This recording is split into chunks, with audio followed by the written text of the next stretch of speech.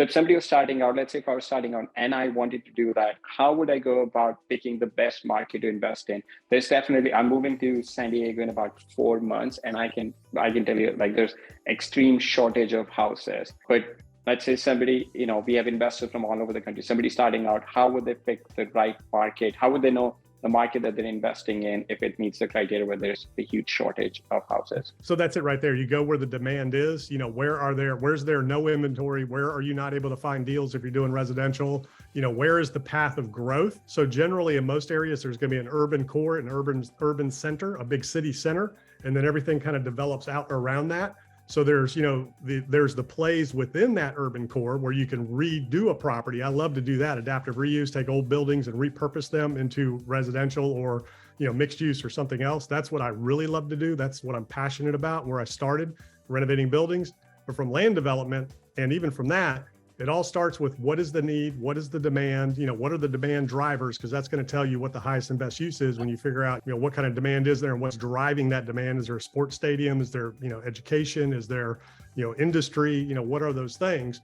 And then you try to find land in the path of development, path of growth, and you want to get that land under contract and then, start working your way through the entitlement process. While you're doing that, network with builders, the builders in the area that are building units. And so that way you already have your end buyer in place. So just like if you're, wholesaling, you want your end buyer in place so you know what they're looking for and you go shopping and find what they need.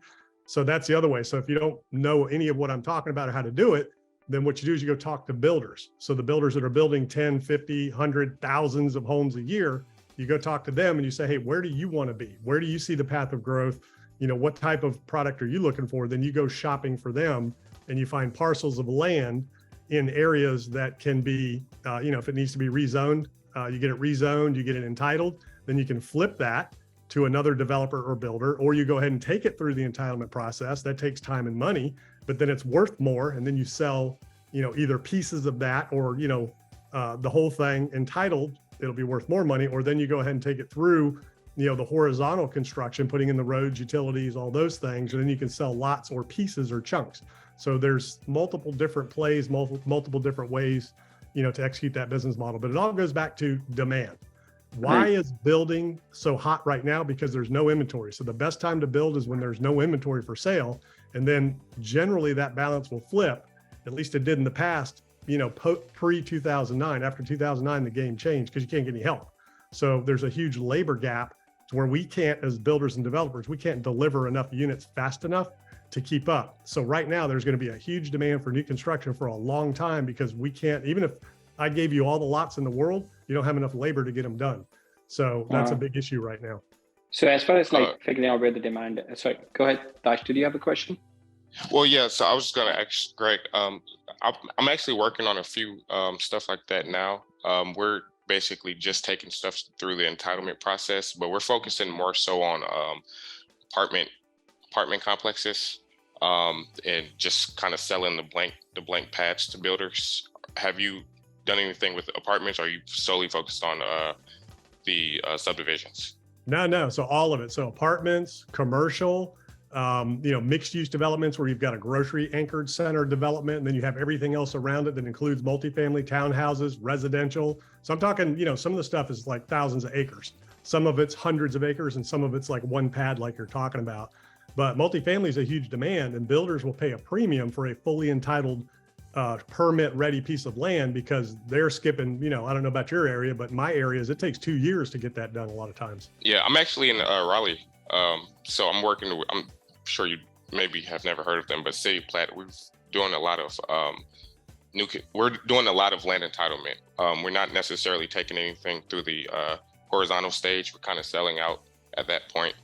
But we're doing a lot of the multifamily stuff. So I just kind of wondered, your kind of experience on that. Yeah, that's a great niche. A lot of people still looking for that. Raleigh's hot, Cary's hot, that whole Piedmont Triad area. I was just in Charlotte the other day going through Charlotte, Greensboro, Raleigh, Durham area. And, that's still a very, very hot area, positive net migration. So, that's the key right there. You want an area where there's more people moving in than moving out. So that's where your growth is. So yeah, that's a fantastic play. So you would look at like the net, population growth in that area, and also like kind of following where the builders are developing? Like, and Yeah. are you working with like the top builders, or you're working with local builders? How are you going about, building your relationship with the end buyer? So I love the idea of like starting with the end in mind, like, hey, this is what my buyers need. So I'm going to just go find that they're already looking for and sell them at a premium. How do you go about building that list of buyers? Yeah, so it's networking, and just like Taj, was talking about. So you want to figure out, who the buyer is for that product. So, there's certain multifamily builders that won't touch something unless they can do at least, X amount of units, 200 units, 300 units, 400 units, whatever. And then they'll tell you how much they can pay per door for land. So, it might be $10,000 a door, it might be $25,000 a door, it might be $100,000 a door, depending on where it's at. So, that's the keys is they're going to tell you how much they can pay, just like home builders. They'll tell you how much they can pay for a finished lot based on what they're going to sell a house for. Then you work the numbers backwards to know where you can make your spread in between raw land, entitlement, improvements, and then finished lots. So wherever you sell along that route. So the key is, just like in residential, if you're flipping houses, you need to know, who the investor. So if you're signing, contracts and you're wholesaling, who are the investors in your market? What type of product are they doing? There's some people that focus on stuff under 200 or under 100, whatever it is in your market. I don't even know if you can get it under 100 anywhere anymore, but there's people that are going to be doing $200,000 stuff and under. There's people that are going to be doing 2 to 4. There's people going to be doing 4 to 8. People going to want nothing but multi-million-dollar stuff or $1 million and up. That was me down here. I wanted, all oceanfront land, multi-million-dollar projects. So you want to understand who the builder is, who the investor is that you're either wholesaling to or flipping to. What are they looking for? What's their criteria? And then you go shopping. So they'll tell you everything. So not only will they tell you, but you're going to learn from them. You're going to learn the business from them, because, like I was talking about with Taj, when you sit down with that multifamily builder, you'll learn the business. So ultimately one day you can be that guy, hiring him to build for you, and you're the developer. And, the way you learn is asking good questions. Why are you looking for land over here? What is it that attracts your attention here? How come you can pay $25,000 a door? How does that work?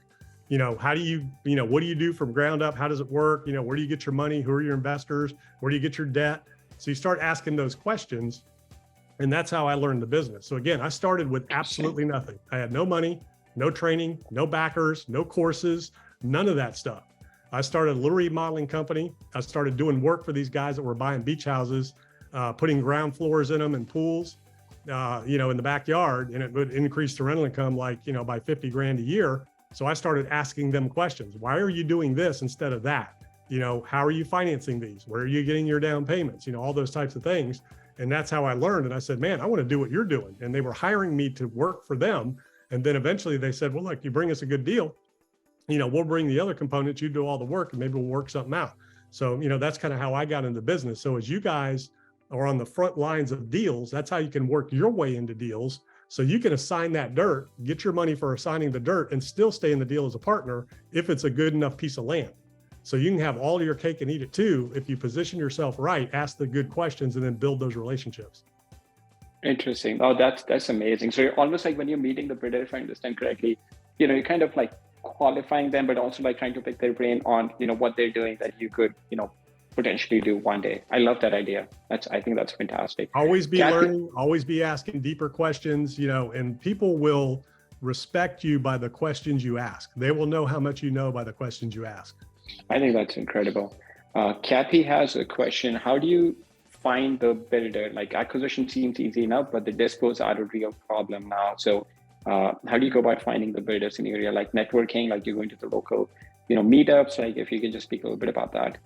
So number one, drive around and see who's building what where. So that's the best way. So you need to know your market. When I say know your market, I mean intimately know your market. You need to be an expert to where you can quote me in your market, who's doing what, who's the builders, who's the developers, who's multifamily, commercial, residential, how many units are they building, what's the price points on those units, how many are they selling?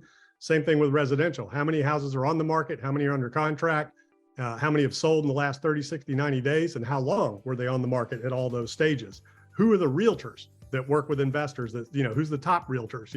So the number one thing, if there's nothing else you take away from this today, you have to become an expert at your market, because real estate's hyper local. And once you understand the fundamentals of how to do that in your market, you can take it anywhere in the world. It works anywhere in the world. So you learn, like I said, state, city, neighborhood, subdivision, street, and location on that street. All of that matters down to that minute detailed level when it comes to real estate. And so you drive around and you see what's going on where, and you'll see who the builders are because their signs are on things. You look in the MLS, look in Zillow. For commercial, there's Crexi, there's LoopNet, and there's commercial brokers that all specialize. So you want to know who those people are on the commercial side, just like the brokers. There's some that specialize in construction on the residential side, new construction. There's some that specialize in resale at certain levels, those types of things. Network with brokers. There's also the Home Builders Association. So you can become an associate member there, or you can, build relationships and attend as a guest with some builders and meet some builders. So those are the ways that you find the builders and learn, who's doing what in what area.